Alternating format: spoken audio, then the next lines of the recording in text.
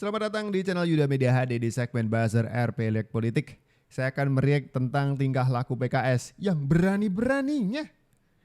Tidak ada angin, tidak ada hujan, tiba-tiba menjagokan Anies, bikin deklarasi di mana Anies gak hadir di deklarasinya, mendeklarasikan akan mendukung Anies Baswedan dan dipasangkan dengan kader mereka sendiri, yaitu Sohibul Iman yang akan jadi wakil gubernurnya gitu. Jadi PKS bikin acara deklarasi dengan internal-internalnya, kader-kadernya, elit-elitnya, bilang kami mendukung atau mendorong Anies Baswedan untuk maju Pilkada Jakarta dengan Sohibul Iman sebagai wakilnya nanti. Kok berani-beraninya gitu? Bagaimana dengan perasaan PKB yang sudah lebih dulu mendukung Anies untuk maju Pilkada? Bagaimana dengan perasaan PDIP yang dalam banyak sekali wawancara bilang kami tertarik untuk mendukung Anies Baswedan? Puan Maharani bilang, Mas Anies menarik. Anies kemudian menjawab, PDIP juga menarik. Tuh, tiba-tiba PKS datang belakangan ngerusak semuanya. Kok berani-beraninya gitu ya? Partai Kebangkitan Bangsa menilai langkah Partai Keadilan Sejahtera yang mengumumkan pasangan Anies Baswedan Sohibul Iman sebagai langkah blunder. Pasalnya PKS tidak memiliki tiket untuk mengusung cagup-cawagup tanpa koalisi. Oke, itu menarik. Wakil Sekretaris Jenderal PKB Saiful Huda mengaku partainya masih belum final mengusung Anies Baswedan meski sudah ada usulan dari DPW PKB Jakarta. Ia mengaku masih mempertimbangkan kader internalnya yakni Ida Fauziah. Menurutnya usulan Anies Sohibul seolah menutup pintu pada partai lain untuk bekerja sama dengan PKS atau mengusung Anies. Terlebih jika PKS memaksakan Sohibul tetap menjadi pendamping Anies, maka Huda menilai PKS akan berpotensi ditinggalkan alias tidak punya mitra kerjasama. Ia juga berpendapat pasangan Anies Sohibul tidak memperluas basis pemilih. Jadi menurut saya model memborong begini, memborong figur untuk partai yang tidak memenuhi dan tidak punya golden ticket, menurut saya bahaya itu.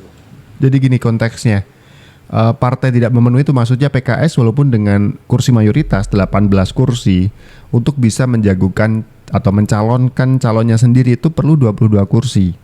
Artinya semua partai yang ada di Jakarta yang pengen maju ke pilkada harus berkoalisi. Itu maksudnya. Bahaya. Ya bisa bahaya dekol, bisa nggak dapat teman mitra koalisi. Nah, bahaya kan? Mungkin itu persepsi ya Habib ya. Persepsi personal saya kira wajar ya. Sah-sah boleh lah gitu. Tapi ukuran objektifnya nggak ketemu. Ukuran objektifnya kira-kira ya berpotensi menutup pintu partai lain malah gitu dalam suasana begitu. Saya belum tahu karena PKB belum pasti dukung Mas Anies juga kan. Kami sedang masih menggodok dua nama. Kalau DPW PKB Jakarta itu bahkan sudah ngundang Anies untuk ikutan tes. Artinya sudah ada deklarasi bahkan di depan wartawan, kemudian ketua DPW-nya udah hadir di beberapa podcast gitu ya, menceritakan gitu. Kalau PKB, DPW Jakarta itu sudah minta izin untuk ke DPP PKB-nya untuk direstui mendukung Anies Baswedan, mendorong nama Anies Baswedan di Pilkada Jakarta. Itu dia. Nah ini kaget, semua partai pasti kaget dengan tingkah laku PKS yang itu ngeborong semuanya. Anies sekaligus dipasangkan dengan kadernya Sohibul Iman dimajukan ke Pilkada Jakarta. Apakah PKS lupa kalau PKS tidak bisa mendorong atau mencalonkan calonnya sendiri tanpa koalisi? Nah kalau misalkan PKS itu tahu sebenarnya kalau dia tidak bisa mencalonkan calonnya sendiri tanpa koalisi, artinya perlu teman. Kalau posisi wakil udah dipesen sekaligus dengan kadernya Sohibul Iman sebagai wakilnya Anies, partai yang mau koalisi itu males. Dapat apa dong, ya kan? Menutup pintu. Kalau kata tadi ya, elit PKB yang ngomentarin PKS ini itu ibaratnya PKS sedang sedang proses menutup pintu partai lain untuk bergabung ke koalisi. Padahal maju Pilkada Jakarta wajib koalisi. Gimana sih? PKS PD usung Anies dan Sohibul di Jakarta. Bagaimana sikap Nasdem, PKB, dan PDIP? Partai Keadilan Sejahtera atau PKS sudah menguji duet Anies Baswedan dan Sohibul Iman sebagai cagup dan cawagup di Pilkada Jakarta 2024. Menurut PKS, keputusan mantap itu diambil setelah menggelar rapat dan mendengar beragam aspirasi dari daerah hingga pusat, ulama, serta masyarakat Jakarta. Namun, sikap PKS yang buru-buru memasangkan Anies dengan kadernya itu dinilai bisa membuat parpol lain enggan bergabung. Padahal, meski menjadi parpol pemenang di Pileg Jakarta, kursi PKS belum cukup untuk mengusung pasangan calon kepala daerah sendiri. Sebenarnya, Anies Baswedan sudah digadang-gadang didukung oleh 3 parpol lain yakni PKB, PDIP, dan Nasdem untuk maju di Pilkada Jakarta.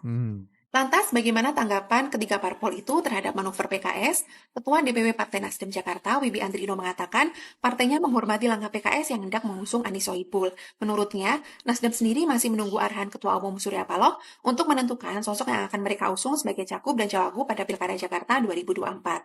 Sementara itu, Wasekjen PKB Saiful Huda menganggap PKS blunder dengan mengusung Anies Sohibul. Huda bilang, duet tersebut dianggap menutup pintu untuk koalisi dengan parpol lain. Ia pun menegaskan, PKB nantinya belum tentu akan mendukung pasangan Anies Sohibul, sebab saat ini PKB masih berupaya mengusung kadernya sendiri di Pilkada Jakarta.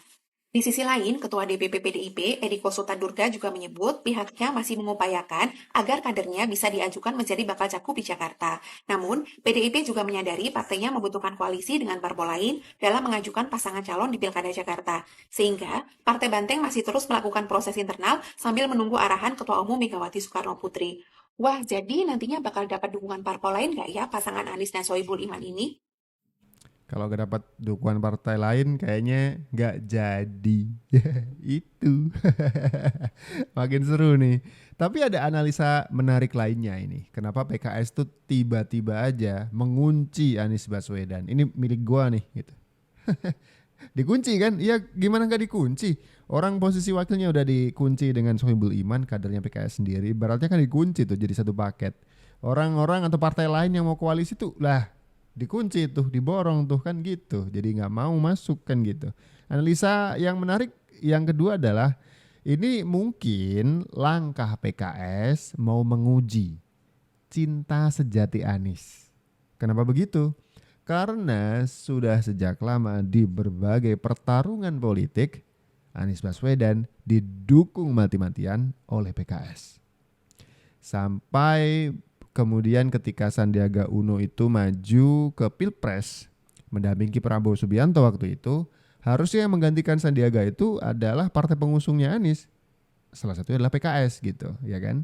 Tapi justru wakil ketika itu yang dipilih dari partai Gerindra, partai yang lain gitu. PKS nggak dikasih jatah. Tetap setia tuh dukung, di Pilpres juga dukung.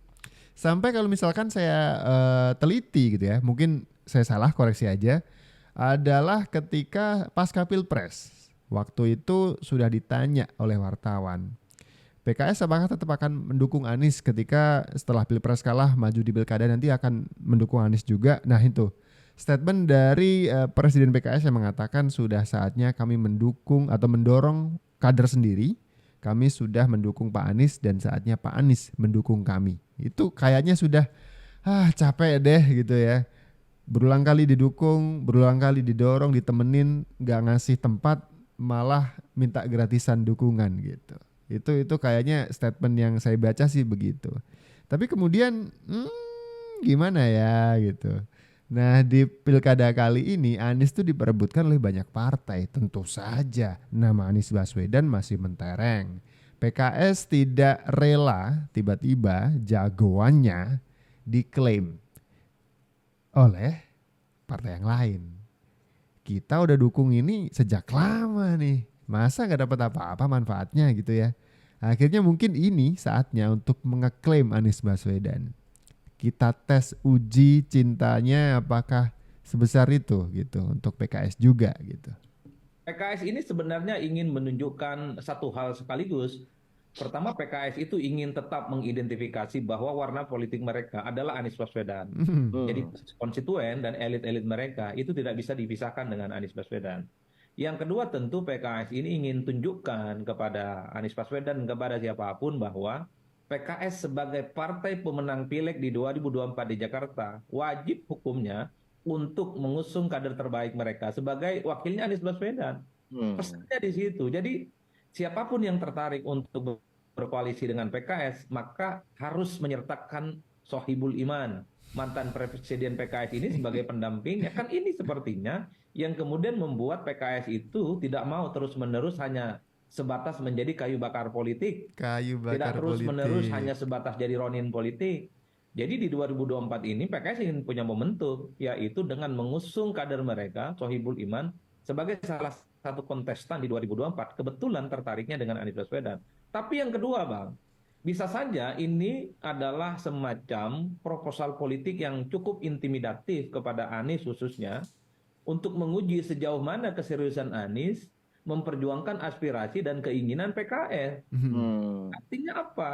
Kalau memang PKS sejak awal sudah ingin Sohibul Iman jadi wakilnya, bagaimana sikap Anies meyakinkan partai-partai yang lain supaya duet ini bisa landing di Jakarta?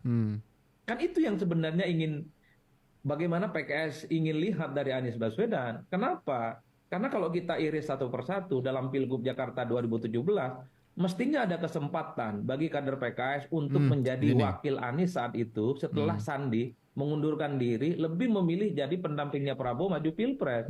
Kan slot politiknya untuk PKS. Harusnya PKS. Tapi saat itu kan banyak orang yang mempertanyakan, kok Anies tidak Riza memperjuangkan Patria wakilnya itu malahan. dari PKS. Justru yang jadi wakil Anies Baswedan saat itu adalah dari kader Gerindra, Riza Patria. Dalam konteks itulah sepertinya PKS ini agak cerdik dalam konteks ini Bang. Jadi kalau Anies memang menganggap PKS itu penting, bukan hanya sebatas kayu bakar politik, Iya. bukan hanya sebatas ronin, bukan hanya sebatas bantalan yang selalu menguntungkan Anies, bisa tidak ketika PKS punya keinginan supaya kadernya bisa bersanding dengan Anies, bisa tidak PKS meyakinkan PKB, meyakinkan Nasdem, mungkin juga meyakinkan PDIP untuk menerima proposal ini. Itu yang saya sebut kalimat intimidatif dalam tanda kutip. Oke, seperti yang saya bilang tadi ya, PKS tuh sedang menguji cintanya Anies karena PKS sudah tidak perlu kalimat lagi lah. Dia menunjukkan dengan perbuatan bagaimana cintanya tak terbatas, tak pernah habis untuk seorang Anies Baswedan, didukung mati-matian. Nah, ketika Pilpres kalah, kemudian pilkada datang menjelang beberapa bulan berikutnya setelah Pilpres, PKS kemudian mulai berkaca dan mawas diri, menghitung-hitung. Kok kita dukung terus gak dapet apa-apa? Iya kan? Ini saatnya PKS menguji cintanya Anies. Apakah cintanya akan berbalas? Pak Anies, gimana dong? Oke, segini dulu video kali ini. Kita ketemu lagi di video-video selanjutnya. Kasih komentar kalian di kolom komentar di bawah kalau punya komen soal hal ini. Saya Abdul, ciao.